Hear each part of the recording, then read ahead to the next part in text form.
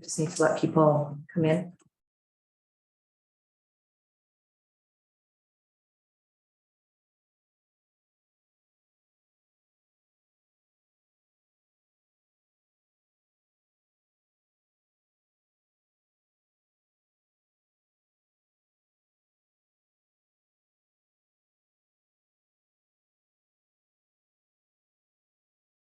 Good. Well, I just saw somebody ring.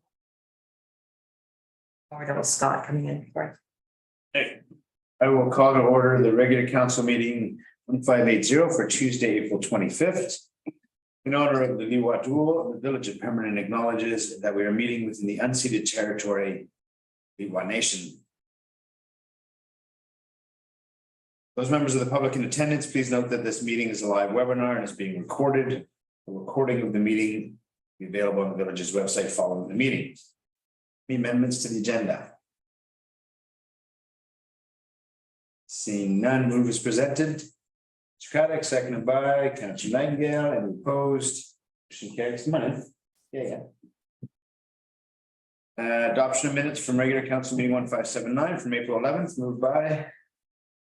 That's Ramsden, seconded by Councillor Craddock. Any opposed? Motion carries. Any business arising? Seeing none, we have a couple items coming out of the committee of the whole from committee of the whole 242 from April 18th. First is 5.1 regarding 2023 tax rates, and that is that staff be directed to prepare the 2023 tax rates bylaw reflecting an 8% tax rate increase for the fiscal year. Somebody like to make that motion? Mr. Craddock, seconded by Councillor Ramsden. Discussion. Any opposed? Carries. 5.2, a motion that staff be directed to increase the sewer and capital reserves to each reflect 240,000 in the 2023 budget. Moved by Craddock, seconded by Councillor Nightingale. Any opposed? Motion carries. The last one is code of conduct, that staff be directed to draft a code of conduct bylaw that will be reviewed by the committee of the whole at a future meeting. Moved by Councillor Nightingale, seconded by Councillor Ramsden. Any opposed? Motion carries. Meeting minutes, we have none. Delegations, we're going to go right to 8.1, Office of the CAO. Verbal report. CAO Tracy. Yeah, I just wanted to recognize the excellent work of the village green team in helping to co-host Pitch-In last week. So you'll see some pictures later in one of my updates of the team out with the schools at 1 Mile Lake on Saturday, and also with some various other community groups. But just want to say this is the first real initiative from our somewhat new green team. And from what I understand, the community was really excited to be able to partner with them and participate. Nice. So our green team is made up of volunteer staff that sort of stepped into it. Is that how it works? And how many are on that? I think right now we have 4 representatives, and Emily is the de facto chair at the moment. Nice. So she put a lot of effort into that. That's on our acknowledgements as well. That's it, right? That's Motion received. Councillor Nightingale, second by Councillor Craddock, and opposed. Motion carries. 3.1B is the Office of the CEO first quarter operational priorities. Tracy. yeah. Thank you, Council, for receiving my first quarter operational priorities update. Just a reminder that some of the objectives identified in the 2023 budget process are highlighted here for you. That vision of delivering strategic priorities, corporate objectives, and employee values. I just want to reassure you that we are getting closer to that work. And are working to schedule a date in June for us to come together and forward a plan. As well, I want to recognize the organizational health piece through which in this budget process, we've done a great deal of work. In the area of emergency management in alignment with council priority of emergency preparedness, I just want to recognize in partnership with the Pemberton Valley Dyking District that our emergency coordinator finalized the identification and implementation plan for the flood mitigation measures in the Pemberton Valley. In alignment with the priority of daycare expansion, our communications and grants coordinator supported recreation in the development of the community engagement plan and survey that you will be looking at today in committee of the whole for the naturescape. In alignment with organizational health, we partnered, the human resources coordinator partnered with WCBC and the manager of finance to produce new salary ranges that were incorporated into the 2023 budget. And in the area of reconciliation, our executive assistant began researching the available avenues for a workshop intended for council with the purpose of enhancing the understanding of UNDRIP and cultural safety. And we will be working towards that in the month of May. Are there any questions? If not, I would like to recommend that council receives the Office of the CAO 2023 first quarter operational priorities and CAO update for information. Bye. That's Nightingale, seconded by Councillor Ramsden. Any discussion? Opposed? Yes. Yeah. You. On 8.2. Corporate Legislative Services. Mazer, Deputy Corporate Officer announcements. Good morning. Thank you for having me this morning. I am really pleased to put forward a report to appoint Ethan Ferdine, a Deputy Corporate Officer for the Village of Pemberton. This position will support myself as the corporate officer when I'm away or unavailable. So we will have somebody who has the legislative authority to be able to receive official legislative documents, to sign appropriate committee minutes and meeting minutes, as well as bylaws in my absence. So this is just a process whereby we need a resolution from council that Ethan Ferdine be appointed as Deputy Corporate Officer for the Village of Pemberton effective today's date. Questions? Like to make that motion? Got it. Seconded by Councillor Ramsden. Opposed? Motion carries. Welcome. Official now. Start. We're on 8.2B, Corporation Legislative Services 2023 first quarter. Me again. So this is our first quarter report. I have incorporated into the report our operational priorities as set out in December at the strategic planning and operations session that we held with council and with staff. So where we're working on airport lease renewals, we have completed one and are still working on the second one. It's a bit of an ongoing process, but we're moving along. So we're quite confident that we'll get there quickly. We are working on the daycare agreement, operation maintenance agreement. That's something that will be moving forward and it will be brought back to council, but we're actually in conversations with the daycare board at this point, working out through the details. And then I've completed one of my tasks today by getting Mr. Ferdine appointed. So I'm quite pleased with that. The other task I completed is the code of conduct review. We've had the initial conversation. It is going to be a bit of a longer conversation over the next year. So, but appreciate that work has started. And then moving into the sort of administrative functions that we carry through business licenses, we're moving really efficiently on business licenses. This year, we took a different approach and emailed the renewal licenses to everybody and offered up the opportunity for them to pay online. And we had a very, very fast and quick turnaround on that. So we were really pleased. It was saved us on postage and was well received from businesses and because they could pay online, we were able to get we didn't have to chase as many people. So we're quite pleased. And as you can see, we're at 462 as of January 31st, or sorry, March 30th, 31st. But we have been receiving more business licenses. We did 2 or 3 just in the last week. So these would be contractors that come in independently. Short-term vacation rental, we continue to field inquiries about that. We have expanded the cap in the Sunstone Ridge area because of the number of new lots that have come online. So we'll keep monitoring that. Unfortunately, we haven't been able to monitor as efficiently as we usually do because of Mr. Ferdine not being in-house, but that will change into the second quarter. So we'll be more actively monitoring.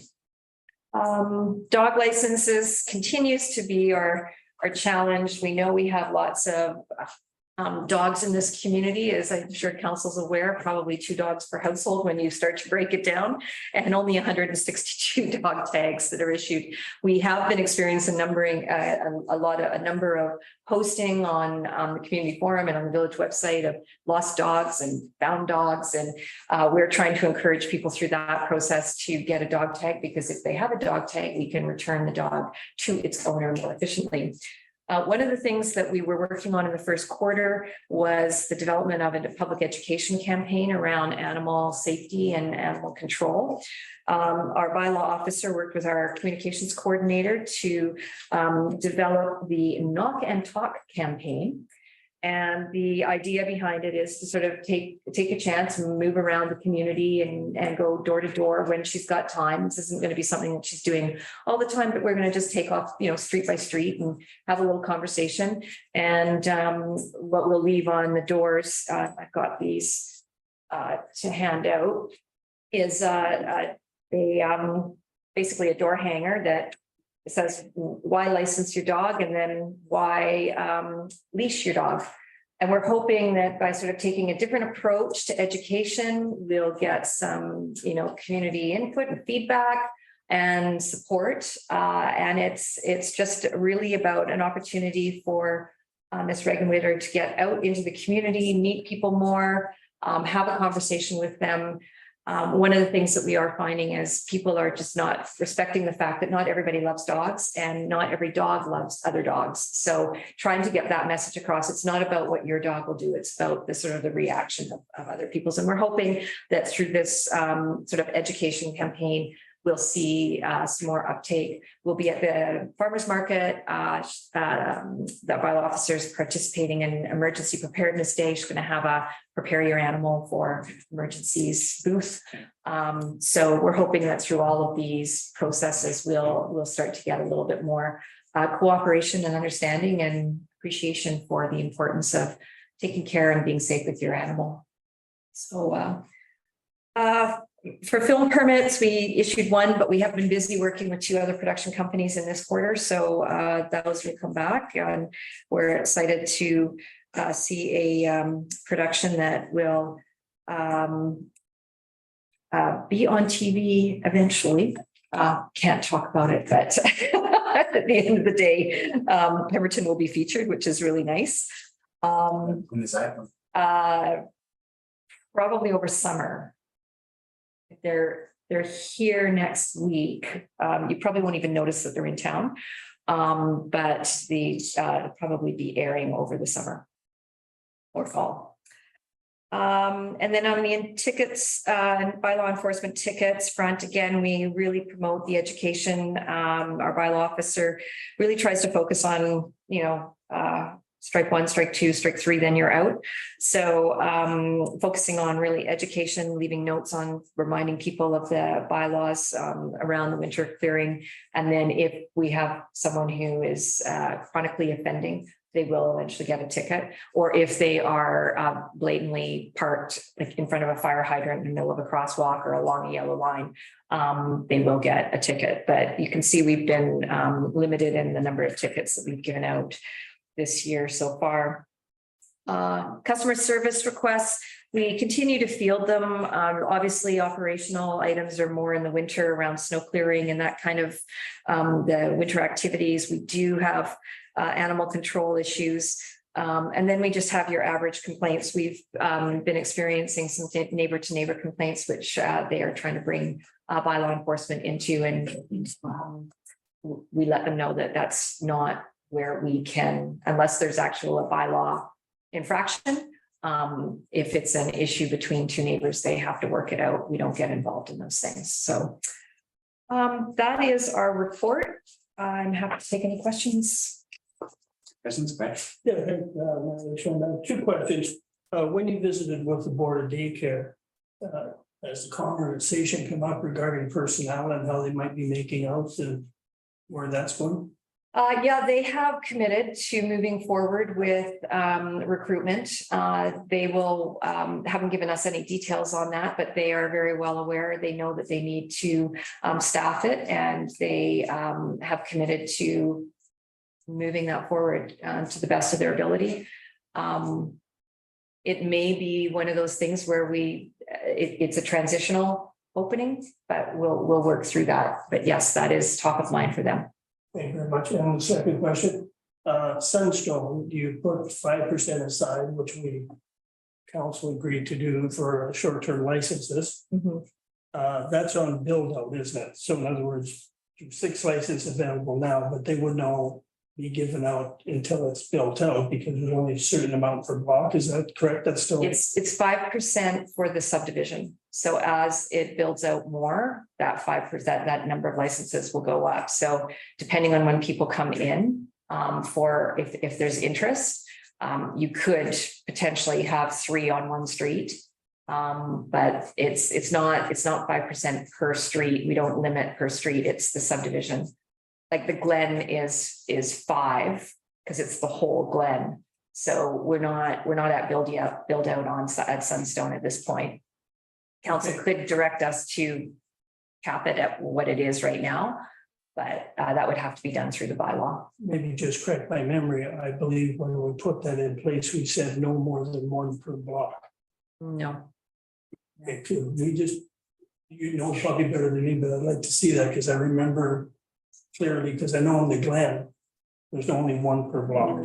Not necessarily no on Harold, or on Hemlock, there's 2, there were 3. There's 2 now. Okay. Well, you didn't have that, but I need There to was see never that. a cap on, we weren't instructed to implement a cap on it per block. I guess we should have, because I hate to see all 6 licenses go to the same block. That's not fair Yeah. for the neighborhood. We haven't had a lot of interest from the residents up in Sunstone to do short-term vacation rentals.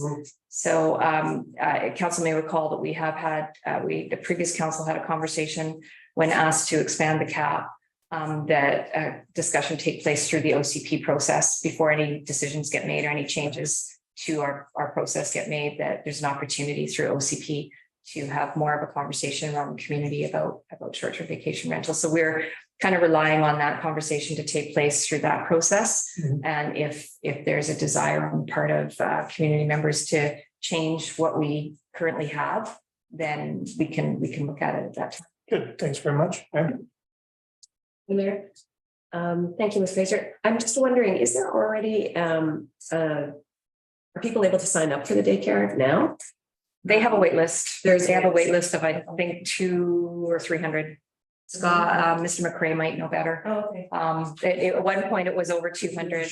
Excessive. Yeah, so yeah, it's extensive. And it varies from the infants right through to the older children, the 3 to 5 year olds. The reason I asked the question is because in a conversation on Earth Day at the Nature Center, we were talking about childcare, and it was said that they're not fully enrolled at the Bird's Nest. And that was, I know it's more expensive. It's more expensive and the hours are different. So they're shorter hours. I think they're 9 to 3 or 10 to 3 or something. Whereas the daycare is 8 to 5:30 or whatever hours those are. So the nest, I think, works for some families. It doesn't work for all, but there is an extensive wait list for the daycare. And that's actually part of what prompted the move to pull together a grant application and proceed with this program. Yeah. Any other questions? Motion to receive. Councilor Craddock. Second by Councilor Nightingale. Any opposed? Motion carries. Thank you, Ms. Fraser. Thank you. Okay, we're on 8.3, development services for quarter report. 23.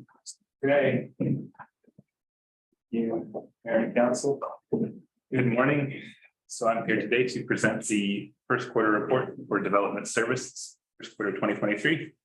So I'll try to be concise here and spend a little bit more time on the planning items. So there's a lot of work happening, although there's a lot of work happening on the building front as well. So I've moved the service objectives up to the front of the report here, and I'm hoping to just keep those there. I've done a little bit of wordsmithing there, but I've had as much time as I'd like to dive into that.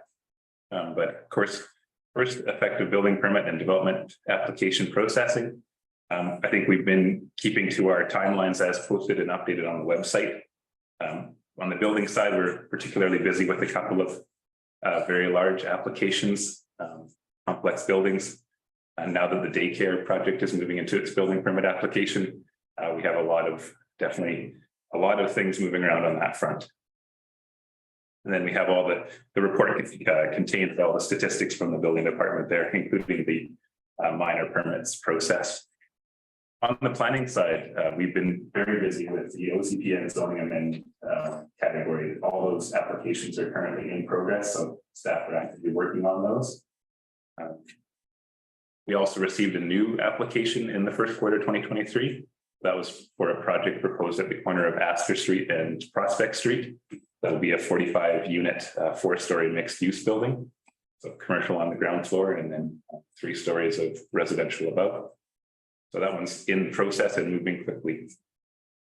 We have a few, it's looking like, it's difficult to forecast 100%, but there's a very good chance we have most of those OCP and zoning amendment applications coming for council in the next quarter.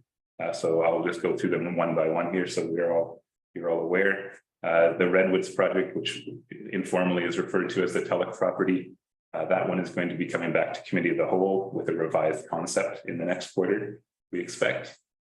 The Inukjuak project, the sub-area plan review will continue.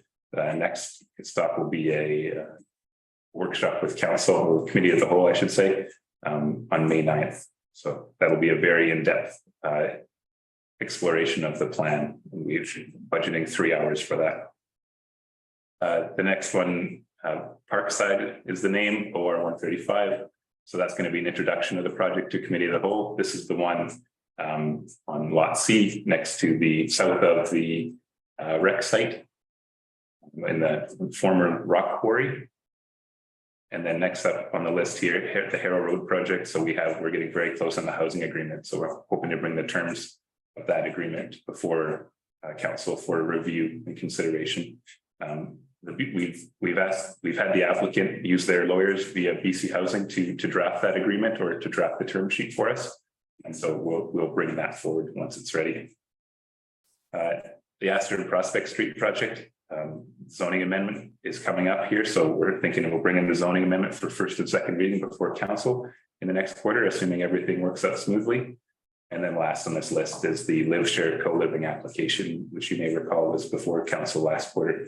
The applicant is enthusiastic about continuing the discussion and bringing back a follow-up report with the terms of the housing agreement, as well as a proposal of how they intend to reduce the parking variance requested.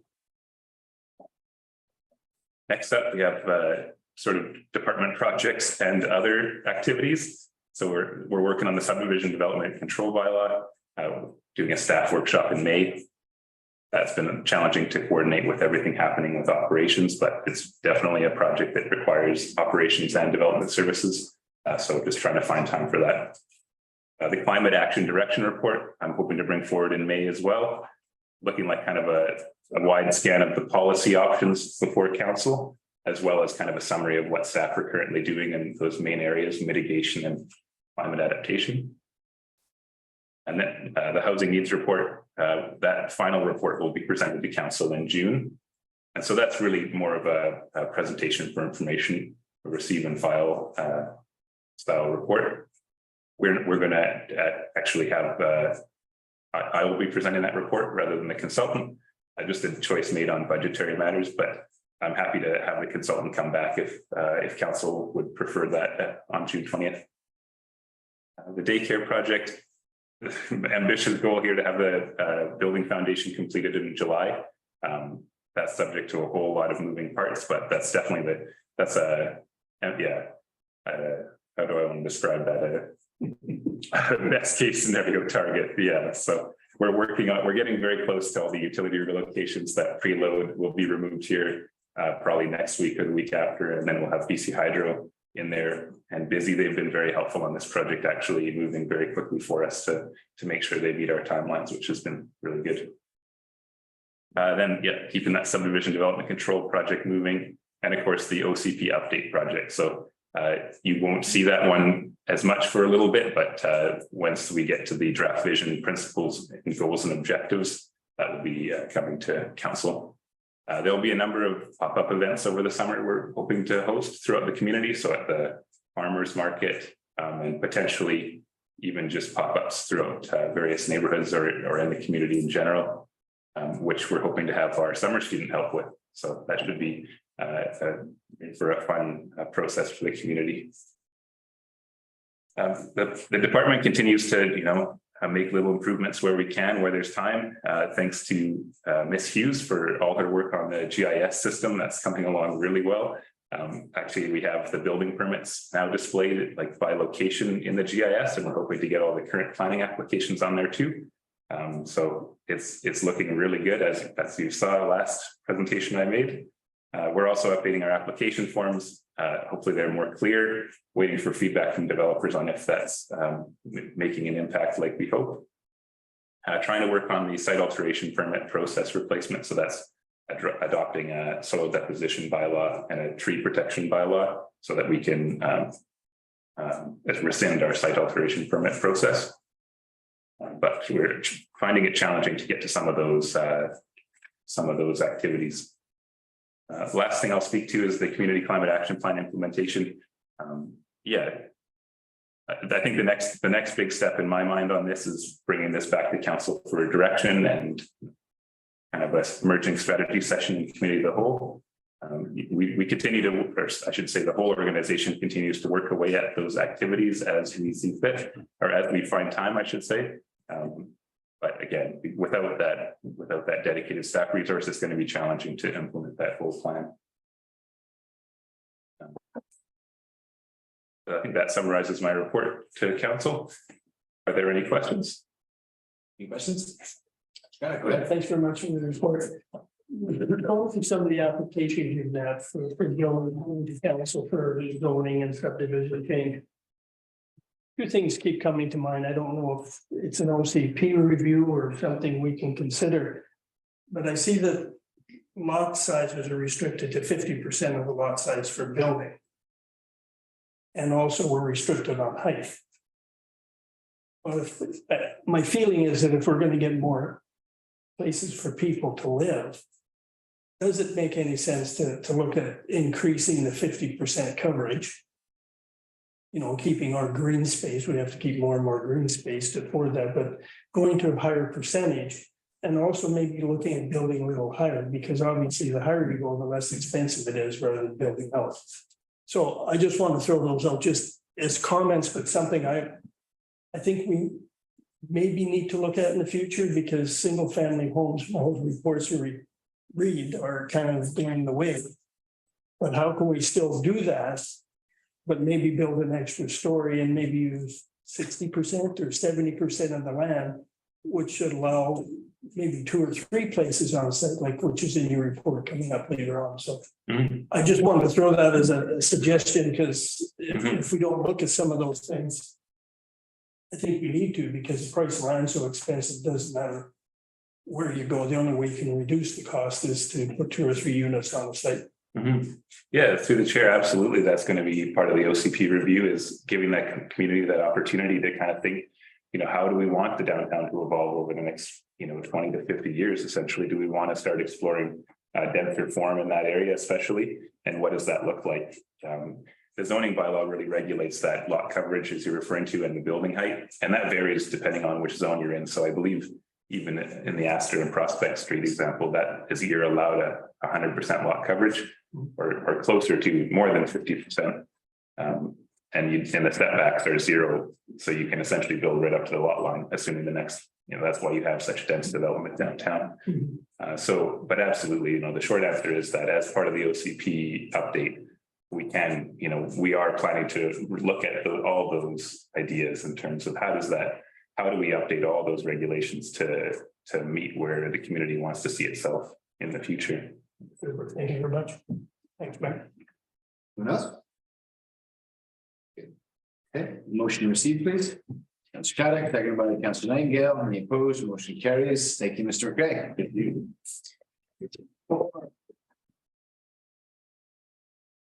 Rec Service 2023 first quarter report. Ms. Burns. Good morning, council and mayor. Thank you for having me.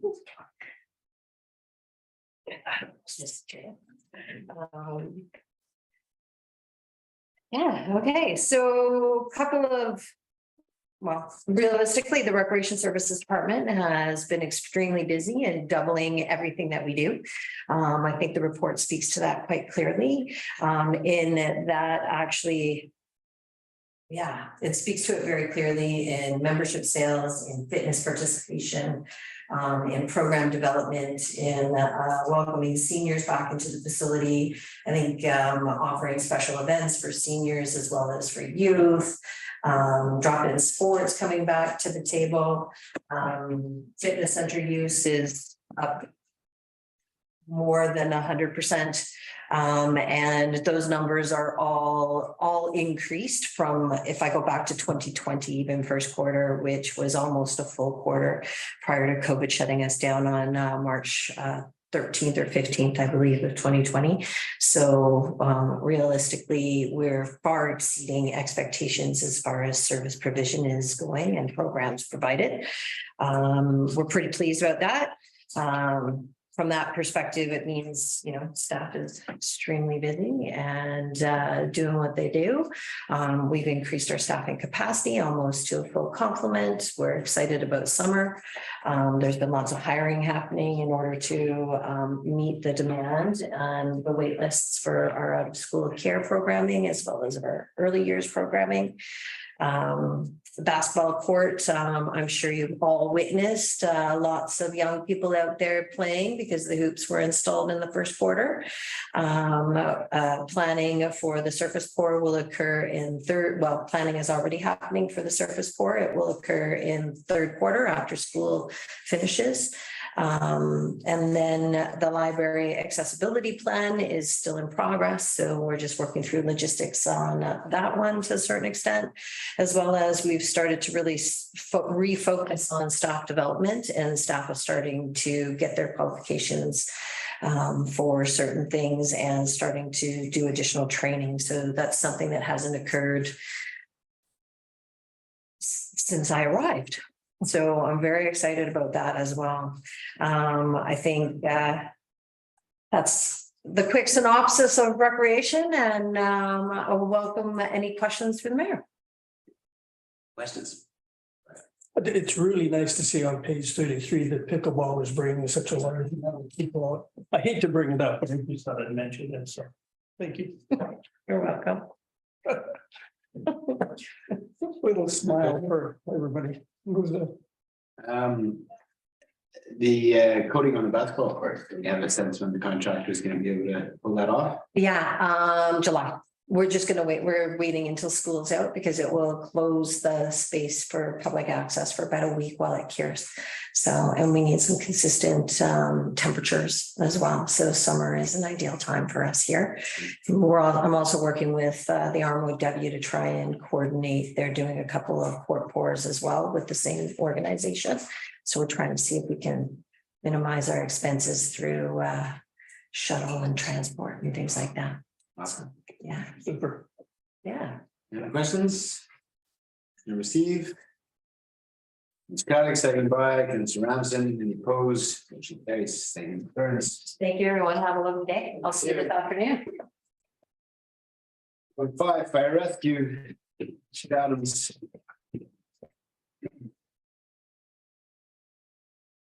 Morning, Mayor and Council. Chief. Here to report or present my quarterly report, 2023 first quarter. Yeah, Start off with the first quarter call volumes are down comparatively to last year and some other recent years, which is good in all sense. As I work through this. Some percentages, SLRD was 20% of our calls, LEWA was 39% and VOP 41% of our call volume for the first quarter. As far as memberships, we did have our captain hired in our first quarter. Josh Livermore started, which has been great. Definitely has taken a lot off of the hands of myself and the deputy chief. That's been going really well. Training, besides our regular weekly training, we did do we had BCWS, so British Columbia Wildfire Service, come in and present or give us some training for structural protection. That was 12 members took that, so that added, I think it's 36 people altogether now has that training. So that's a complement to the SPU, the structure protection trailer we have. That's the training to put that into play, which is provincially recognized. And we also presented, we have 2 in-house trainers that's from BCWS or accredited through BCWS that gave the crew wildfire training. So we did that, completed that. The Fire Smart team, we have the application in for the next grant, the next CRA grant. We're still waiting to hear back from them. We are still working on the neighborhood recognition programs that continues in the Bluffs and Tayada, who are the 2 that have the neighborhood recognition program in place right now. They are working on other neighborhoods in Pemberton to get that recognition as well. So they're working to expand that. We have also worked with to put together a plant landscaping guide. And then that is actually for a Fire Smart planting guide that will be in cohesiveness with the Bear Smart and the Sea to Sky invasive plant. That will be something that will be presented at a future date to you guys. And yeah, that's pretty much what I have for you guys today, besides our regular day-to-day stuff. Thank you.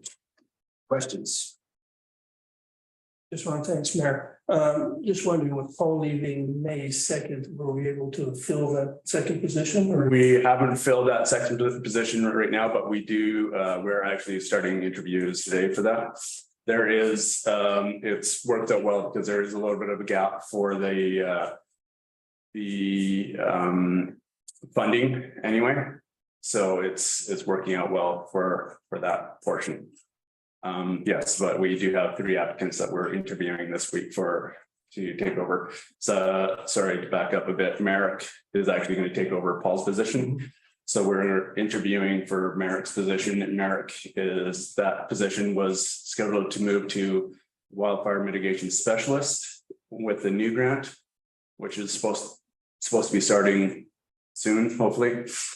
And so we are going to be interviewing for a wildfire mitigation specialist. Super. Would that then become full-time or just through the grant? That's just through the grant. Just through the grant. Yeah. So that would be another 2 years if we get the grant, is it? A year, yeah. Okay. Yeah. Thank you. Through the mayor.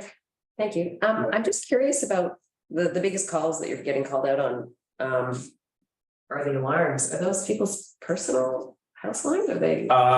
So alarms, there are typically anything, there is some residential alarms.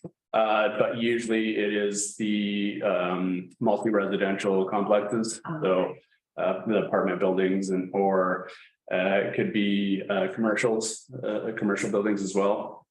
So anything that has alarm sounding that is hooked up to a like alarm company that monitors alarms. Schools are a big one for that too. Typically, if kids end up pulling full stations, then that sounds the alarm, and then we respond. We typically have to reset the alarm for them and investigate and make sure that there is no actual issues. Anybody else? All good? Motion received, please. Mr. Ramsden, seconded by Mr. Caddick. Any opposed? Motion carries. Thank you, Chief Adams. Have a good day. Okay. 9, have no bylaws. 10, mayor's report, couple meetings and items to just let you know about. Actually, first of all, I want to, a few of us attended the Benchlands open house the other night. Development open house, and I thought it was really interesting. There's some really great questions from the crowd, especially at the small table discussion. I thought I really enjoyed some of the stuff coming out. I want to thank staff for supporting that, and we're sort of transitioning into how it's being led by the village at this point. So thanks for their participation in the open house, but I thought it went well. I thought there was some good conversation. And I'm looking forward to community of the whole when we get to dig into it as a group. We're starting this. Actually, I'll go here. Councillor Caddick and I attended the most recent community forest meeting. I'll just touch briefly, and Councillor Caddick can fill in any gaps I missed if you like. But we had the audited financials presented and reviewed. We reviewed our board nominations for the new board, for the permanent board, and those names will be coming out in the public shortly. There was a good further conversation about the disbursement of revenues. Just trying to establish some guidelines, and I'm sure we'll need some tweaking by the new board, but just to give a framework. Right now, the discussion is around removing the required operations funds every year and taking the remaining revenues and splitting them in 3, 1/3 going to each community and 1/3 going to a pool of funds that will be used for community projects, we'll call them. And this is sort of where we're trying to iron out a lot of the details as we've talked about in the past, but basically to try to develop a pool of funds that can be accessed by both communities for community groups with the spirit of the main goals of the community force in mind, i.e. relationships and reconciliation and environmental stewardship. We've had lots of good conversations about those funds, and I'm sure the new board will continue to try to find a way to make sure the funds are available to community groups, members, council can bring, individual councils can bring ideas forward for the use of these funds and projects. We didn't want to make it another like grants and aids fund like we have through PDIF, through PVIS, where people would come for $2,000 or $1,000 or $500. The idea is to build up a pot of money to do bigger projects in the spirit of reconciliation, environmental stewardship. And so potentially the funds could sit there for a couple of years and build up to allow for a bigger project, or they could be used each year. But we're trying to develop a process in which, applications come forward to use those funds for both communities. What else? Regional district meetings last week as well. Couple of items I just want to highlight. There's an interesting conversation actually brought forward by the electoral area directors from their EAD meeting around remuneration. There's been a lot of conversation at their table to increase remuneration for especially EADs. There wasn't any discussion for municipal directors at this point, but trying to draw more candidates and make it a more viable role. We've talked about this in regards to us and our table and other councils as well. So there was a proposal brought forward to over the next 3 years and basically add about $20,000 to the EAD salaries. That resolution didn't go through, but the intent was supported by the board, and it will be brought back. I think I mentioned before, we're doing a compensation review there as well, so it'll be brought back as part of that. And earmarked for future discussion before next year's budget. There was a couple of bylaw amendments and zoning amendments. There's 3 of them actually that I want to mention. The first was in an effort to align the building bylaw with some of the BC Building Code requirements around energy efficiency. We at the board have implemented step code 3 for small buildings, part 9 buildings as they're called, and step code 2 for part 2 complex buildings. Some of the things that we were tweaking in the bylaw amendment was how these requirements get monitored. So the agreement was that we didn't want to be overly prescriptive in terms of what type of materials builders had to use, because some of the materials are more expensive in some regions than others, and we're trying to avoid adding costs to housing while achieving the goals of energy efficiency. So it's more performance-based and prescriptive in terms of the materials. It's more about measuring the air loss through doors and all that sort of thing. And there was discussion and to keep it up to the residents, or give the residents the option as to whether or not they want to hire a certified energy agent, or whether they can have it stamped and prove their energy efficiency in other ways. So trying to leave it flexible for builders and residents while meeting the goals of step code 3 for smaller buildings and step code 2 for complex buildings. So that was adopted. The second one was around the development of the buildings on Main Street in Mount Currie. So that's just as you turn the corner into Mount Currie on the left-hand side. It's fee simple lands. I've talked about it before. There's 2 buildings going in there. They're going to be connected by a covered breezeway. First building's got 36 residential units, non-market, with 5 commercial units below. And the second building is proposed to have 17 affordable rental market units with one larger commercial space below. And like I said, the buildings will be attached. Rental units will be managed by a housing agreement through LUWAD. We haven't seen the housing agreement there. We're not on that yet. Overall, though, it aligns with the RGS and the housing needs and demand study that was done by the regional district for Area C a while back. And the nation finally got approval through MOTI, so it has been adopted. Go ahead. May I offer a correction? We are actually at step 4, Best of the Village. And BC is mandating step 3, so. We're at step. Yeah, we're at step 4, actually, yeah. But at the board, we're at step 3. Okay. But moving towards step 4 just as quickly as possible as well. And the third bylaw amendment was for Area C. And this one I've talked about before. This was to align with ALC requirements that were brought out a number of months ago. This conversation or this amendment has come up a couple of times. It's gone back to a second public hearing, and now it's come back to the board. A lot of it was around, at this point of the process, we were focused a little bit or a fair bit on the Wedgwoods area and items like gross floor area allowances and height allowances. And then there was also some discussion around second farmhand dwellings.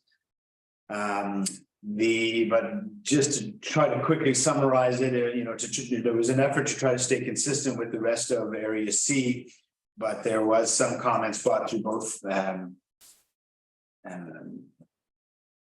public meetings about including different space within the gross floor area. So there was discussion around the mechanical rooms. The decision was to keep that part of the GFA. There was discussions around carports and carriage houses. And once again, agreement at the board to keep that part of the GFA, the gross floor area. In an effort to encourage more outdoor living space, on-grade patios and rooftop patios are not being included in the GFA because there's a movement in general as we densify neighborhoods to try to create outdoor living spaces, whatever way we can. So those were not included as part of the GFA. The height restriction after was kept at what was proposed by staff. There were some folks, again, mostly in the Wedgwood areas, looking for some extra height for peaked roofs, that sort of thing, but felt that to keep it as part of the natural landscape, height allowances were sufficient.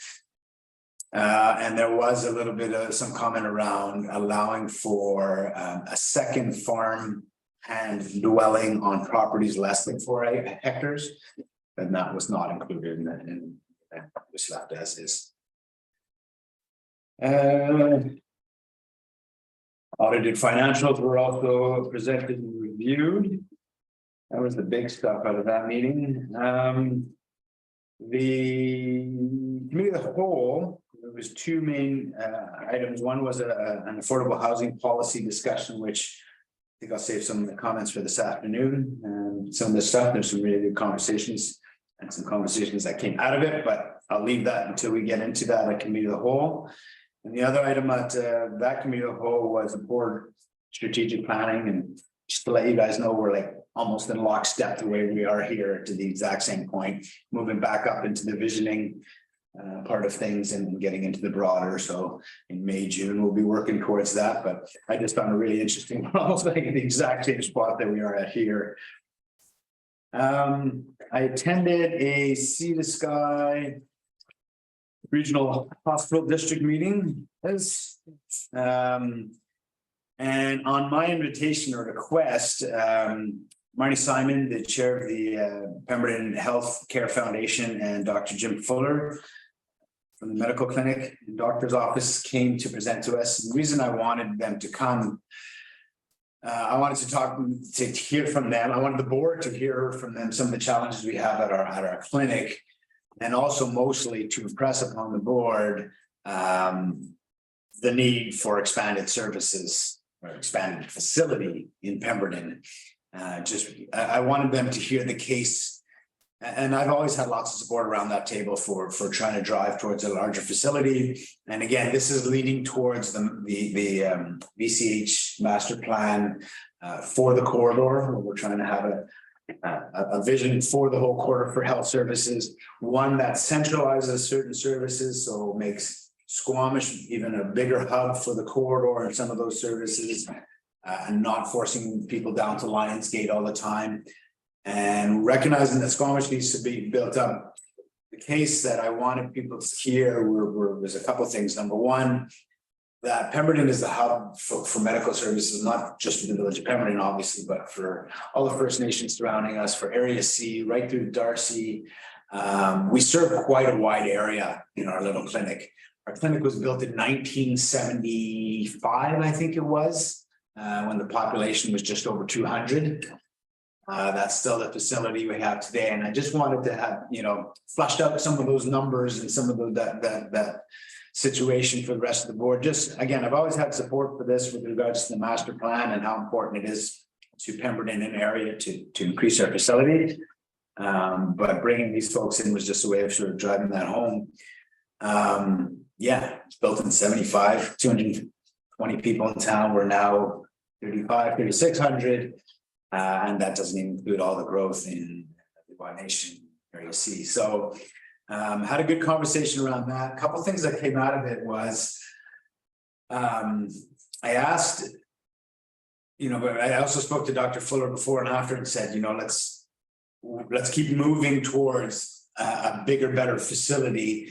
Let's work with VCH, let's work with our counterparts and our partners on this. In the meantime, that's not going to happen tomorrow. So I asked them to focus on some of the short-term needs and bring those needs to the board to see if there's any budget or support that can be provided to the medical clinic as band-aids or bridges or short-term sort of fixes, we'll call it, as we look ahead to increased facilities. And that also led to a conversation where the suggestion was, and has already been followed up on, was to really have our healthcare providers up and down the corridor give us a bit of a give us their unified perspective or broad perspective in terms of what healthcare needs are. In other words, I could talk all day about how Pemberton needs another facility. Not working there or being a doctor, I don't really understand, obviously, the exact needs that would be better to increase here or to centralize in SGH or to, in Whistler, what does that look like? Again, Squamish General Hospital is the hub for healthcare in our corridor. Whistler Clinic, Pemberton Clinic, those are sort of not in addition to, but recognizing that some people drive an hour and a half down the Lake Road and then are expected to get all the way to Squamish. Those services are inaccessible. People are going without medical care because it's too hard to get to it. So trying to balance all that, the local needs and then the corridor needs. We've asked the local providers, and again, it's been said, it's afoot, to get together and say, get in their own room, banter around in terms of the whole region's needs, local, regional, so that we as the board over there can understand how we want to support with funding.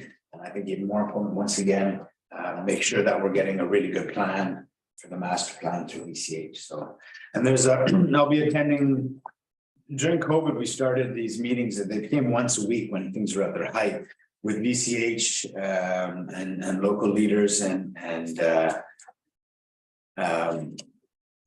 basically that to discuss the situation through COVID as things got better, I guess, and COVID started to work our way through. They went to every 2 weeks and then every month. These operational meetings, we haven't had one for a number of months, so this is sort of rekindling that a little bit. But it's basically called a governance liaison meeting. Get a bit of an update and talk about challenges. So I'll be bringing this conversation to any table I can to keep making sure people hear it.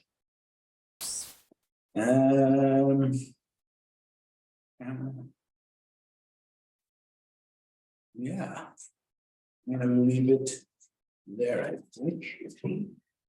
And that's it for me. Are any councillors reports? Hey, Councillor. Thank you very much. And I also attended the Benchland open house, which I think was well put on. We had some good speakers and really direct and to the point. I thought it was really well done.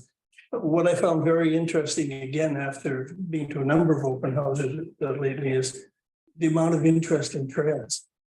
Like that table was a busy table when they broke off, and really interesting to talk to the people and those that have ridden up there a lot that really know where the water courses are and whether they're dry or wet and what time of year. That was interesting to the presenters because they're not there all the time. So I thought that was really interesting. One thing I did ask for that I would be interested in is a site visit and have Maxine come up and show us the hand on the rock and take us through there. So we've got a better idea, because I was like the touchy-feely kind of thing.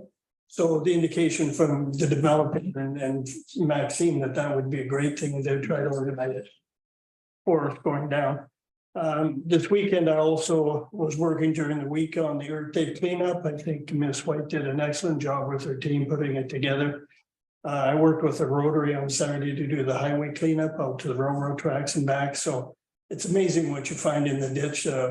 One trailer had been broken up just by where the French school is going to go. We pulled out a full axle In the bush there. a part of a frame with the license plate on it.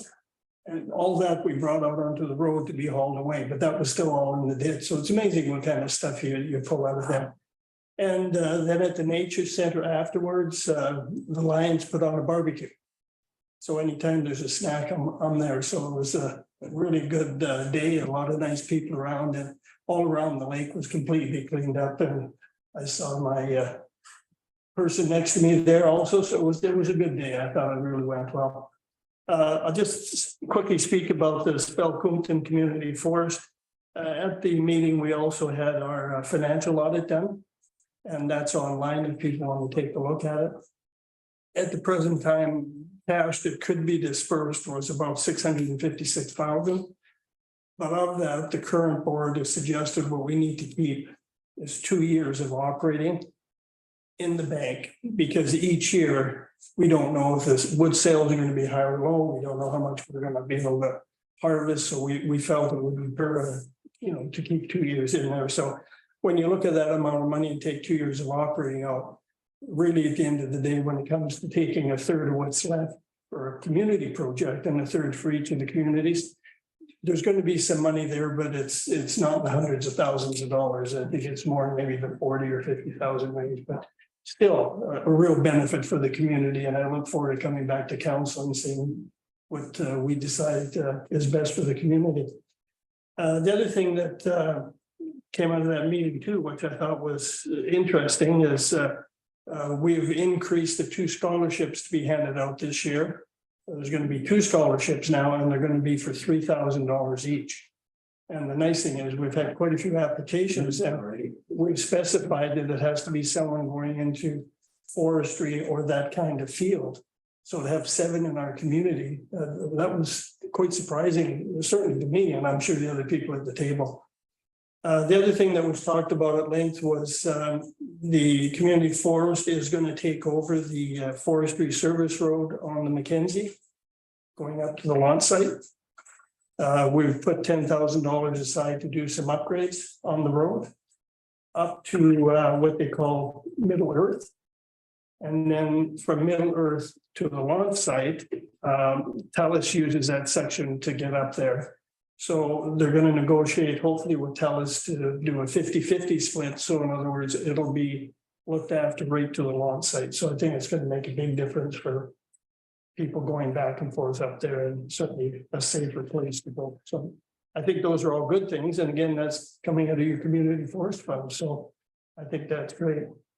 And I think I'll leave it at that. Thanks very much, Mayor. Else? Go ahead. I just want to echo sentiments around the volunteer green team, Penderton Village Green Team, and what they did on Saturday. It was amazing. And we pulled the computer out of the forest. Yeah, it was excellent. Laptop. Laptop, just like that. Just amazing what you can find.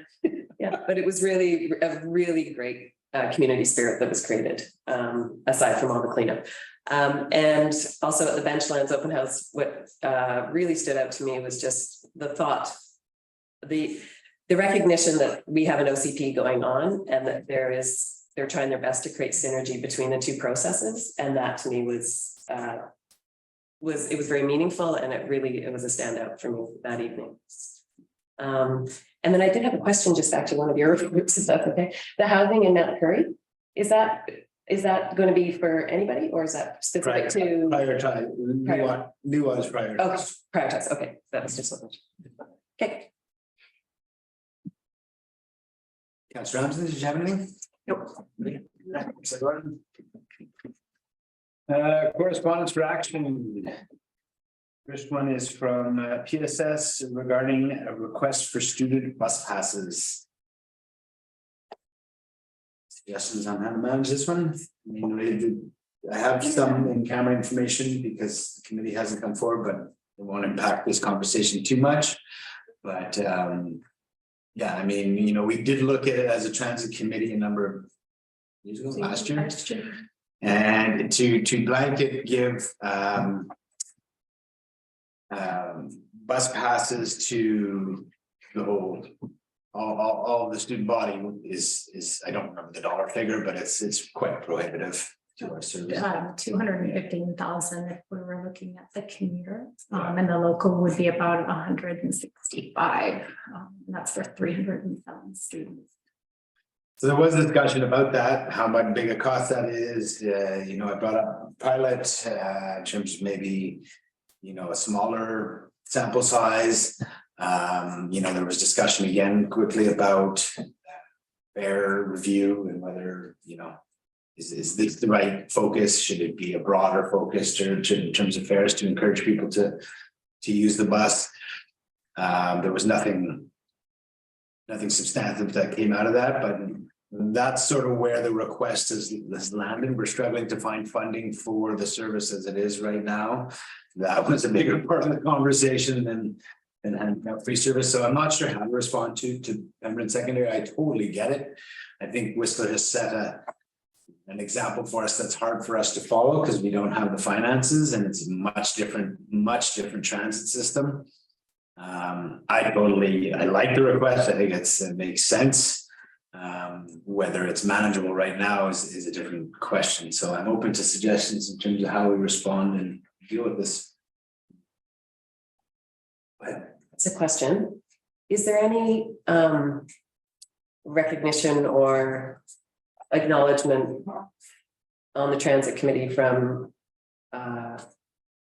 Whistler that potentially if our students are workers in the summer in their restaurants in different places, that is there any sort of possibility that they might consider helping out? I mean, they make a lot of money off their parking. I get that it goes to their students, just so that we can start an initiative. And I'm just curious about that, Yeah. because if kids can get on the bus in July and August and go to work at Pete's Place in Whistler, not that we want our workers, Yeah, exactly. but there's only, there's so much opportunity in Pemberton and it gives kids. I'm just wondering if there's any way that we can open that conversation. Yeah. I was just checking if that was in, Yeah. my response was in camera or not, so I can speak to it. So in general, not just with regards to youth passes, RMLW and Vail was brought up again. And it was resolved to send a formal letter, and again, there's some other stuff, but it was resolved to send a formal letter to the RMLW as well as Vail corporations to respectfully point out some of the things that you just pointed out amongst others in terms of how much our service provides value. And in a time when we're trying to grow transit up and down the corridor, we are struggling to provide it locally, recognizing there's a value and benefit to them. How can we come together on this? So a formal letter, there have been some discussions in the past that I mentioned, but a formal request is going forward to make a bunch of those points. Thank you. But, yeah, I agree. Go ahead. Again, just probably similar vein as Councillor Nightingale, if it consideration is, because if I understand the 260,000, roughly speaking, is the figure that would be if we provided free passes per year for the entire group. I wonder if there's something here that I need something smaller or pared back, whether it's, just in the summer and we provide a 25% discount or something like that. So it at least it's, and I mean, I have no idea if that would actually be of benefit. I don't know if that's something where you're going to look at and say, okay, well, this isn't actually going to save people that much money, and it's represents X amount of dollars for our budget that could be better spent elsewhere. But I just wondering too, is if there had been or could be a consideration for, could we come up with something that's a lot smaller that is maybe actually manageable, but yeah. Yeah, again, a pilot was brought up. To like a pilot, smaller version of what we're talking about to show the intent as well as to test it out. It's a hard one because, like you say, if you offer to all the school, not all the kids are going to use it, so it won't amount to that $200 and some thousand. But when you go into it, you don't know, so you have to have the budget available to be able to provide it, right? It's kind of a sticky one because, again, realistically, do half the kids, I got you, do half the kids use it? And therefore it's half the cost, you know what I mean? Like it's a bit of a funny one, but you have to have the budget to support that promotion if that's what you want to do. So like I said, there was a little bit of discussion about pilot. Right now, there's a struggle to, like, the biggest focus of the transit committee was honestly going, we don't have enough buses in service for what we're trying to provide right now. We need more funds to there's people standing on the street that can't get on the bus. We need more funds to increase our bus service. If we're putting back funds, how do we reach that goal of increased service? And one of the ideas, and I think this is personally one of the elements that needs to be in this response, is I agree with the intent of this letter. I agree that it's in the direction of climate action. And it's very effective when you have space on the bus. But when you don't have any spaces on the bus, you can give a bunch of kids free passes, but we're not saving any green out of gases because the buses are full anyway. So we need to increase the bus service to increase the seats to, you know what I mean? Like it's a bit of a apple or yeah, a bit of a chicken, egg, thank you. So yeah. If I can, through the mayor, post transit committee conversation, Thomas and I did talk about the potential for maybe exploring a discounting approach, which may be easily or more easily achieved when we move towards the TAP system, the UMO. But you know, certainly we could explore that with council's direction. But again, we do have the capacity issues that we're facing. But it's certainly something that we could look at and see then how we balance that with the capacity needs as well. I did check in with the principal to just sort of get a sense from her as to how many students she thought. And so would this be for all students or would there be opportunity to, you know, make the group smaller? And she was pretty clear it would be offered to all students. The intention and the expectation is that every student would be able to have a pass. So that even if they wouldn't use it, and I don't know how you balance that. I don't know how you monitor who uses it and who doesn't. Yeah. It's one of those tricky situations, but yeah, the expectation based on the letter and based on my conversation with the principal was that every student would be offered one. Therefore, that's the budget we have to go in with to accommodate it. Thank you. I mean, I appreciate this is a bigger conversation. I'm not sure if this is the time to have it. And I would just to respond to Ms. Fraser's comments, I feel like we really have to have be open to every single possibility. And that's how change is made, through small incremental steps. And I totally recognize that we want equity for all students in high school. I really do. But at the same time, to make change, sometimes it has to be the small steps along the way. And if that, for example, if there's an openness to consider what grade, for example, might be a grade that's, you know, getting their first summer job, let's say take grade 11, for example, or would that be something to consider in an effort to enable them to go to work and just to see the potential? Because I think it's not just about it's about planting the seed to shift behavior, and the only way to do that is to start somewhere. And a blanket say it has to be for everyone, and it's not at all. Maybe that's something we need to have a conversation around. I believe deeply in equity for all students, but I'm just wondering if it's a bigger conversation. I recognize. It's a bigger conversation, but I'm happy to have some of it now because I'd like to be able to take some of the direction back to a future transit committee with suggestions. And again, the thought was, you know, we could offer discounted sales on seats we don't have, or we could offer free passes for seats we don't have. Like that's our first issue. And, you know, like, again, we're trying to shift behavior. So what are we gonna tell kids? Go stand out there, maybe you'll get on the bus, maybe you won't. You know, it's like, that's where I'm struggling personally, is we want to shift behavior, but we don't have the capacity to provide it. So, and I'm not pushing back, I'm just trying to wrap my head around how we can do it, because that's sort of where we stumbled as a transit committee going. Like, we wanted to discuss it more, but I felt it was more like, okay, well, we really got to focus on how we have more seats right now, and we're barely funding what we have. We have funding contribution changes coming from Area C, which has put a bunch more pressure on the system.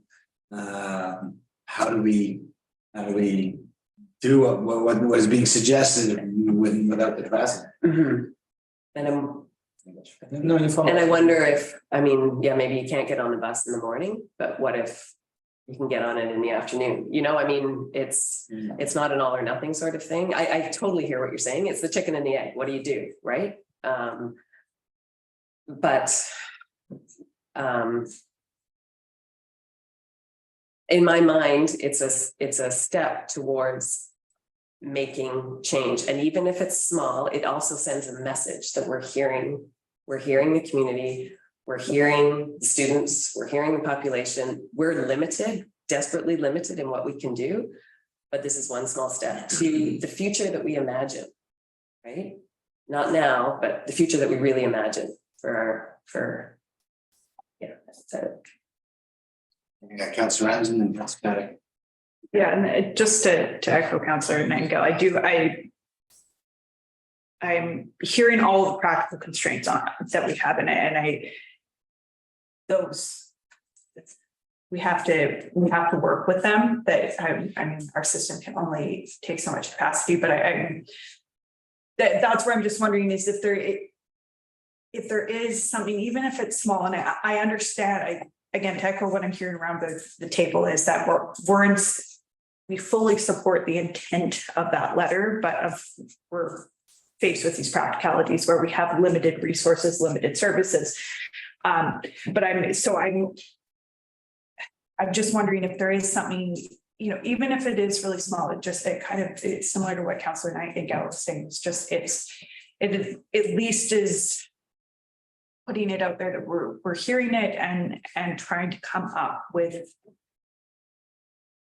some level of creative solution. And I also don't know, you know, what our partnerships capacities would be. I mean, I don't know if I would be totally out of line here, but is this something that we could approach a school board with, is saying like, is that something that we could work with? I don't know. And I hope I didn't open up. I believe your letter says you should be receiving a letter of support for this request. I look forward to responding to that one, by the way. Yeah. So, okay. Yeah, it's fine. Just my thoughts.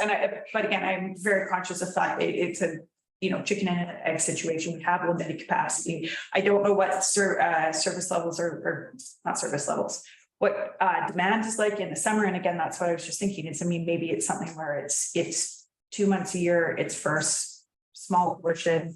And maybe because maybe ridership is lower in the summer. So maybe it would actually be of use.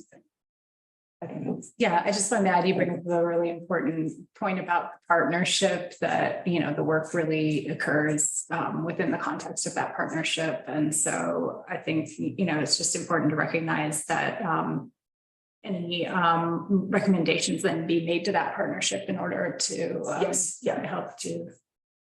So and just to follow, and then I'm gonna go to Councillor as well. You know, there's Hakola Community School as well. So this little pilot of ours that we don't honestly have seats for everyone wants to accommodate has to be the same for Hakola Community School as well. So that's more seats, that's more dollars. And we want as well. That is Hakola Community School. Yeah. Go ahead, Councillor. Yeah, one of the things I've noticed, and I go by when I ride my bike by the info center and count how many vehicles are parked there to taking the bus. Minimum I've seen is 20. On Saturday, there was 28. My concern is because of limited ridership availability, we're going to put those vehicles back on the road by giving out free bus passes. Because those people are going to be using the bus. Because I've already talked to 3 people that used to take the bus equipped and back in their vehicles because they can't be assured if they want to catch 8 o'clock bus from downtown, they can even get on because it's full before it gets downtown. So my concern is we put out passes for, I'm just going to take the number 100 students. And they decide to get on the bus, chances are they don't have a vehicle. So the people that want to get it, that have vehicles, they'll go back into vehicles. And that concerns me because we're putting in a portal for that purpose. So I really think the priority here is more service, which we've talked about for 8 years. So I think that's the priority. Well taken. Which brings me to you saying we've been waiting for 8 years. I'm just wondering how our provincial representative is weighing in on this and helping Well, there's two things at play here. Number one, as we've talked about before, if we want to buy new buses, it's a 2-year process, we'll call it, and it's a funding commitment starting now. And the province has offered no expansion transit money in this budget. Talked about that before, so we could order 2 buses now, even if we decided that as a partnership, we had the money. Can't waiting any longer, we're going for it. Their 53% isn't available. So that's just like right now, that's one of our biggest challenges about adding buses. It's not just our own local costs, is that the provincial portion is not within their budget. So that's the province's view in terms of our provincial representative. Jordan is advocating for us on transit wherever he can, and if we have more messages to send to him to pass on, I'm sure he'd be happy to do it because he was pretty strong. Is he able to be at those committees to hear? He's not part of the committee, no. No. But again, he's brought in and he's been involved in the regional transit conversation a lot in terms of trying to help us at provincial level. So I think, and again, I'm happy to pass any message to him for him to continue to advocate for us. Right now, honestly, I don't know what Jordan could do to change the provincial budget. It's not going to do anything, right? Until next year's budget. And I think we have 6 months as municipalities to bang the drum and say, hey, you're helping us with housing, supposedly, but we can't build housing without transit. And hey, transit is kind of, you know what I mean? And you need to, this was your mandate when you got elected 5 years ago or whatever it was transit was one of the top mandate pieces, and there's no expansion dollars. So I think we collectively have to make that case. We can definitely engage Jordan in that, making that case, but nothing's going to change in this year's budget with transit. So until we are either A, willing to fund the whole thing ourselves, or B, they show signs that they're going to increase their expansion funds, we can't order more buses. You know, Thomas has done his great work with the deadhead ideas and getting us a little more capacity that way. That's all we're going to get until we put more buses on the road. And those are the 2 elements. When we're ready to pay for it, when the province is ready to pay for it. So answer your question, he's well aware, and I'm happy to, and when I need him very regularly, I'm happy to keep passing that message through him. But we're not going to get any more dollars out of the province this year. So back to the letter at hand, maybe my suggestion would be, because we're not going to solve transit now, but I think it's a great conversation, and it's helpful for me to go back to the transit committee after having a conversation like this. There is, I feel, general acknowledgement here for wanting to do something like this, a pilot project. I think we should have a motion to direct staff to say that that at the council table there is support for that. What we're and to try to clarify what we're struggling with is capacity within the buses and bus system to be able to accommodate it, as well as budget, and maybe a little explanation about our partnership arrangement, how this isn't a Village of Pemberton decision, this is a decision of the partners, and that we will forward these letters on to the transit committee as well for future conversation and consideration. Yeah. It feels like a bit of an empty answer to them, but I don't know what else you want to add. Go ahead. Is the representation on the transit committee, is it all, are there regular people on that committee? No, so the transit committee actually started as a working group from staff. They would move the work and bring the recommendations forward to our individual councils. When we started getting into, and there was every now and again, the elected member would be called into some conversation. It became more regular that our elected were involved when RAC started pulling back on its contribution. It became a little bit of a more nuanced conversation, and so it was no longer staff only, it was staff. So we're in a funny position where the transit committee gets called right now. It's the 2 of us and Thomas that are on, Director Mack and the CEO. Chief Dean was at the last one. Yeah. Was that the last one? Yeah. And CEO from U1.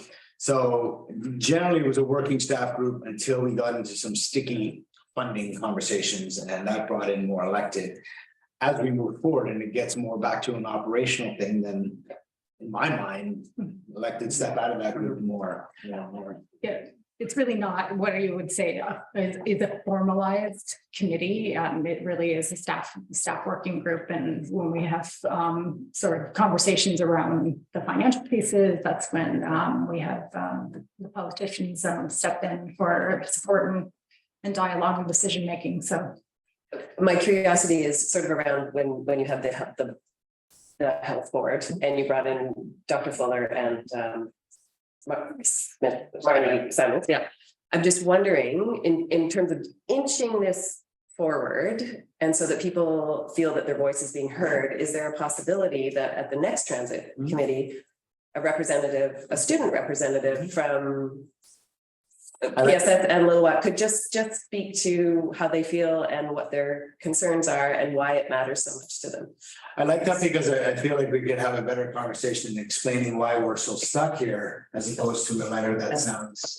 Yeah, no, I like that a lot. Okay. I think we can invite them on behalf of the Transit Committee. We don't need partnership acknowledged. So yeah, within that response, invite them to a future Transit Committee. absolutely.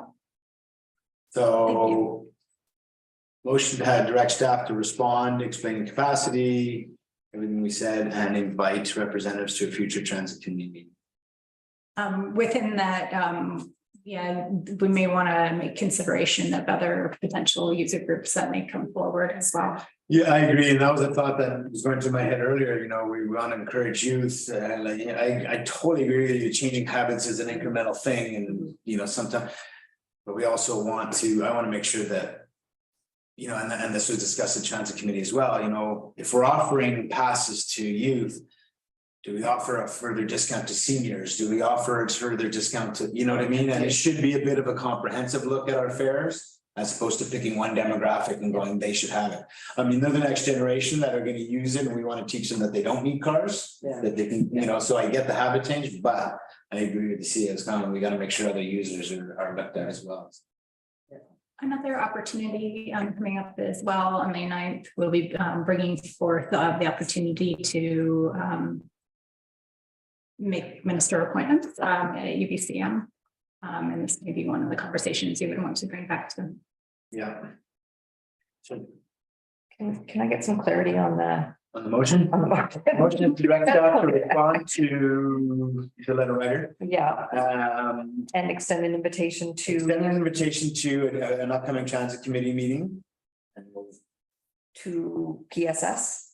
to PSS to whoever, But you talked about other groups or, well, I mean, we're responding to them. so we'll start with PSS. Yeah. Okay, This week. all right, okay. And at the same time, explaining some of the capacity funding issues and that it's a partnership. Okay, yeah, got it.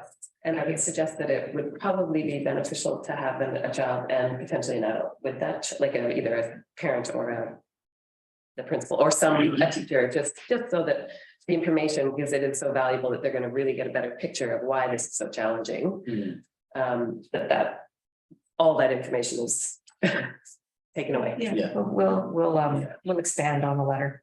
To incorporate a representative from the parent and student community. I think that's a good idea too, given the outcomes of the presentation that was done for us by Rob Ringma, because in that it did highlight that 3% of the usage was by students, but we're seeing like over 36% being used by people who are going to work.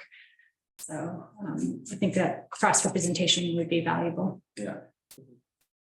Okay, moved by Councilor Nightingale, seconded by Councilor Craddock. Any further discussion? Opposed? Motion carries. You are on 12.2 correspondence for information. We have two of them. Did we want to point them out? Motion to receive then. Councilor Craddock, seconded by Councilor Ramsden. Any discussion? Any opposed? Motion carries. Decision on late business. We don't have any late business. There's a motion. May I offer a correction for the minutes? I have been informed that our Green Committee is now 7. Much more robust. Yeah. That takes us to 16, which is question period. The regular council meeting is now open for questions from the public. Please be reminded that only questions directly related to items discussed during this meeting are permitted.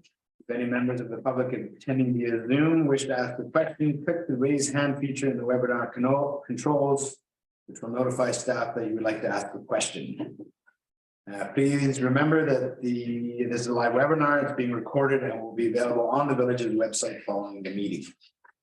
No public attending. No public attendance. It's too early. Okay, then I will recess.